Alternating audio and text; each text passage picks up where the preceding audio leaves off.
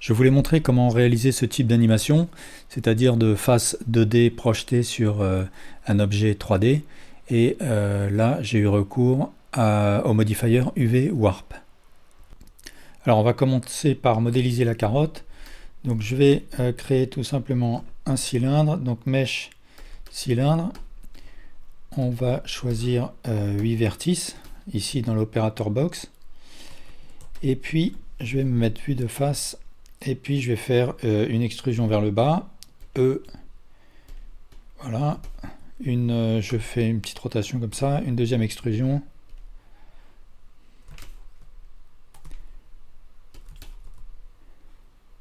une extrusion vers le haut,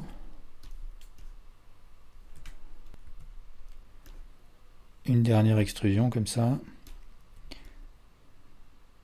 Ce que je peux faire là par exemple, c'est un CTRL B pour faire un bevel.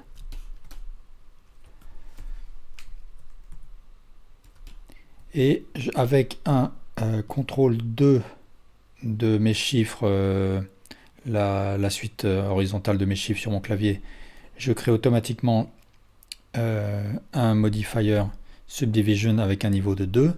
Je fais un clic droit, je fais un shade smooth. Et puis je peux commencer à créer des accidents. Donc je fais un CTRL B pour faire un bevel avec 3 segments, comme ça, enfin 2 segments plutôt. Et puis je déplace comme ça. Et j'en crée un deuxième, par exemple ici. Et de la même manière, je déplace des vertices, des edges comme ça. Je vais en créer un troisième ici.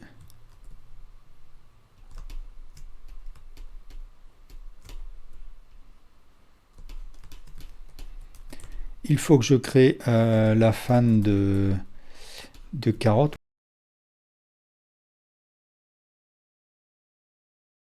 Donc je vais dupliquer ce cercle qui est en haut, donc Shift D, Z. Et puis je fais une extrusion.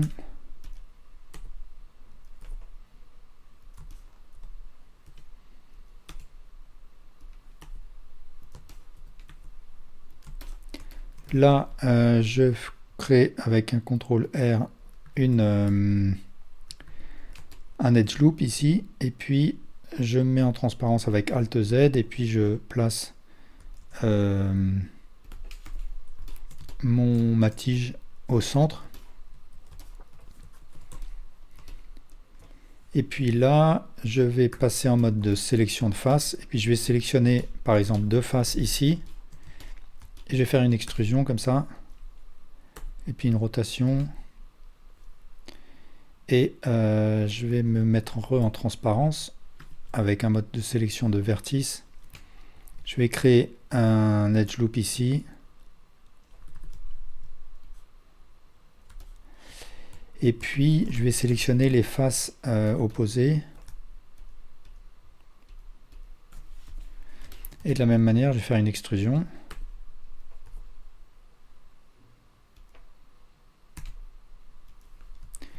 Et je sélectionne ces vertices là, je les tire un peu, et je vais réduire quand même cette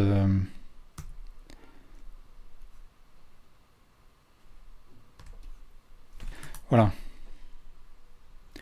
Maintenant je peux lui attribuer un matériau, donc je me mets avec un Z en mode rendered, et puis sous l'onglet matériaux, je commence par créer un matériau, le corps, et puis je vais lui attribuer, et bien en fait ici un Shift A, color gamma, et là je vais choisir ma couleur de base, et je vais la brancher à la fois dans base color, subsurface color, et puis émission. Émission et pas emission strength. Et l'émission strength, justement, je la baisse, je garde appuyé Shift pour pouvoir régler précisément. Je mets un peu de subsurface, comme ça. Et en amont, je vais créer, d'abord, je vais dupliquer ce matériau, donc je vais le récupérer ici, corps, et je clique sur la duplication, sauf que lui, ça va être la fan. Hop. Et la fan, je vais... alors, j'en ai déjà créé une. Hop, fan 2. Et on va mettre du vert. Et là, on va sélectionner la fan et on fait un assign ici. Et il faut que je choisisse un vert un peu plus foncé. Comme ça. Ensuite, je reviens sur mon corps là. Et ce qu'il faut que je fasse, c'est que je crée un converteur color ramp en amont. J'attrape mon orange, je le mets là. Et puis, pour l'autre aiguille, je vais aussi mettre du orange. Et pour la seconde aiguille, je vais mettre du orange plus foncé, comme ça.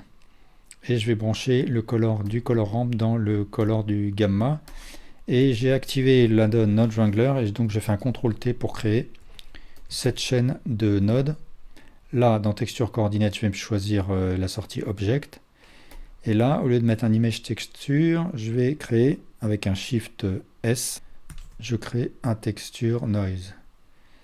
Texture Noise. Alors là, je ne vois rien pour l'instant. Donc je vais jouer avec les aiguilles de mon color ramp. Et puis ce qu'il faut, c'est que je réduise en Z, ou plutôt que j'augmente en Z la valeur scale de mon mapping, pardon. Je réduis le scale du noise texture. Et puis maintenant, je vais jouer avec les aiguilles du color ramp de manière à obtenir comme ça des tâches pas trop. Donc là, voilà, on joue à la fois avec la taille du noise texture, les aiguilles du color ramp et puis le scale du mapping sur Z.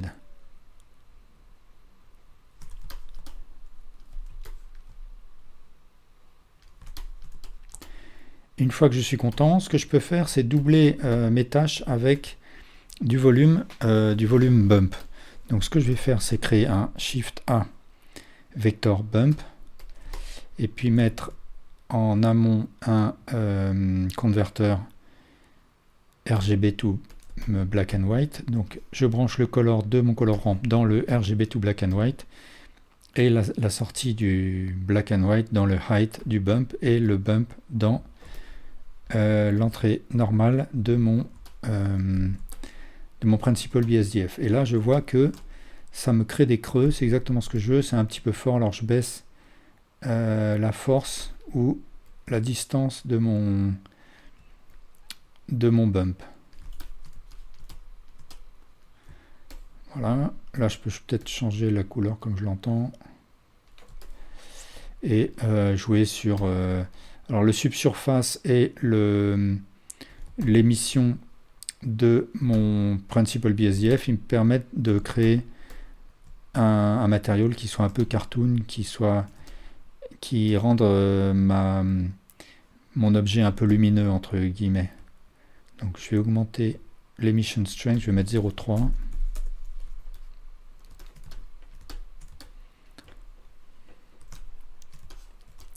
Et je vais augmenter le roughness de manière à ce que ça ne reçoive pas trop la lumière, pardon. Donc voilà où j'en suis de mon matériel. Ensuite, ce qu'il faut, c'est que je crée un nouveau matériel pour le visage. Donc ici, je vais cliquer sur le plus, cliquer sur New, et puis après, je vais faire un copy material du corps, et ici un paste material, et mon matériel, je vais l'appeler visage. Ce que j'aurais pu faire, c'est créer un groupe dans le matériel. Là, c'est mieux, mais on va pas compliquer les choses, donc on va en rester là. Ensuite, je vais rentrer en mode Edit et je vais sélectionner toutes les faces où je souhaite appliquer ce matériel. Donc, je peux me servir du lasso. Voilà, j'ai sélectionné les faces voulues et je vais faire un Assign. Et puis, ce que je vais faire par la même occasion, c'est un Unwrap de cette partie-là. Donc, je clique sur U et je fais un Project from View. Et ensuite, je vais faire Alors, je vais aller voir dans l'UV Editor ce qui s'est passé.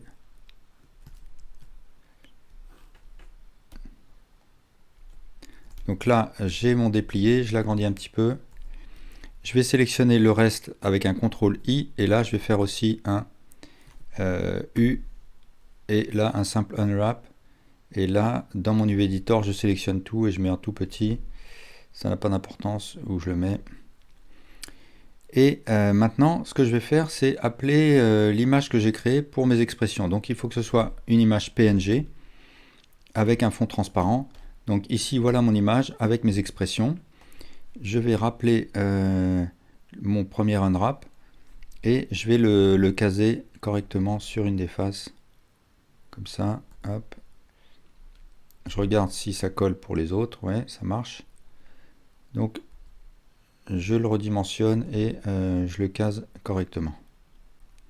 Maintenant, je peux modifier mon matériau. Ce qu'il faut que je fasse, c'est que je crée un Shift A texture, image texture, et là, je vais aller chercher mon PNG et je vais utiliser la sortie UV de mon texture coordinate puisque là, on veut utiliser l'UV qu'on vient de créer. Et je vais créer ensuite un shader de type diffuse dans lequel je branche le color. Et ici, en aval du Principal BSDF, je vais créer un shader mix shader et de manière à pouvoir mixer mon image PNG et mon matériel. Et puis il faut que j'utilise l'alpha de l'image texture de manière à ce que ça me serve de cache pour pouvoir révéler la texture en dessous. Donc si je passe en mode rendered, voilà ce que ça donne. J'ai mon visage qui s'affiche sur la carotte. Maintenant, ce qu'il faut que je fasse, c'est que je puisse contrôler la position de mon image, de mes images, de mes expressions sur la carotte. Donc d'abord, je vais m'assurer que l'origine est bien au centre de ma carotte et puis que mon 3D curseur est sur le même point avec un Shift S, cursor to selected. Et ici, je vais créer un empty de type sphère. Et puis, je vais attribuer à ma carotte un modifier de type UV Warp.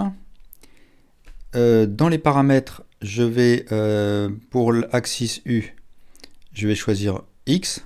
Pour l'axe V, je vais choisir Z parce que on veut déplacer notre contrôleur sur l'axe Z pour pouvoir déplacer notre image sur son axe vertical. Object From, je vais choisir ma carotte. To, je vais choisir l'empty que je viens de créer. Et de cette manière-là, si je déplace mon empty, eh bien, mon image se déplace sur le volume de ma carotte. Alors, ce qu'il y a, c'est que maintenant, ce qu'il faut que je fasse, c'est que je crée une armature. Là, je viens de la créer, mais je ne la vois pas. Il faut que j'aille dans Object Data, Viewport Display et In Front. Et cette armature, ce bone en tout cas, va me servir à contrôler mon empty. Alors bien sûr, si j'ai une armature plus compliquée, il suffit que j'y crée un bone qui me contrôlera cet empty. Donc je vais sélectionner l'empty, je fais un shift, je sélectionne l'armature, je passe en mode object et là je vais le parenter avec un CTRL P et je choisis un bone. Et maintenant, si je déplace mon bone, eh bien ça déplace mon empty qui déplace mon image sur la surface. Donc ce qu'il faut que je fasse maintenant pour avoir un contrôle plus simple de mes animations, c'est me servir de la pose librairie. Ici, toujours sous l'onglet Object Data, sous Pose Librairie, je vais cliquer sur New. Et là, pour cette première pose, je vais cliquer sur le petit plus qui est ici. Je choisis Add New. Et là, il me crée une première pose que je vais appeler Furieux. Ensuite, j'ai déplacé mon bone sur l'axe X. J'accède à la deuxième expression. Et là, je crée une nouvelle pose avec le plus et je choisis Add New. Et je choisis Heureux. Ensuite, je déplace mon bone sur l'axe Z et j'ai cette expression, je clique sur plus, Add New, et là je vais appeler ça assommer. Et pour la dernière expression, je clique sur plus et là je choisis, je vais l'appeler dodo. Voilà, et ensuite pour rappeler les poses, je la choisis ici et je clique sur la loupe. Si à un moment je veux faire une modification sur la pose, par exemple je juge qu'elle est trop en haut par exemple, eh bien je modifie ma pose et puis je clique sur le petit plus et je fais Replace Existing et je choisis la même pose, dodo, et voilà. Ensuite, pour animer, là je vais ouvrir mon dope sheet, donc Shift F12 et Re-Shift F12 et je vais créer une première image clé. Donc par exemple au début je veux qu'il soit furieux, donc je clique sur la loupe, je sélectionne mon bone, je fais un I, Location Rotation Scale, je décale mon curseur dans la timeline, je sélectionne la deuxième pose que je souhaite lui donner, je clique sur la loupe, je crée une keyframe avec I, et ainsi de suite. Je vais chercher les poses que je souhaite avec la loupe et je crée des images clés. Là, je vais créer les 4 images les 4 poses de suite et je vais terminer mon animation à l'image 80, donc Alt E pour terminer à 80. Alors ce que je vois là, c'est qu'il y a une transition d'une pose à l'autre. Ce que je veux, c'est qu'il n'y ait pas d'interpolation. Donc ici, je vais tout sélectionner et presser sur T et choisir une interpolation de type constant. Et dans ce cas-là, ce qui se passe, c'est que l'interpolation, il n'y a aucune interpolation, on passe directement d'une pose à l'autre. Voilà, et bien merci beaucoup pour votre attention.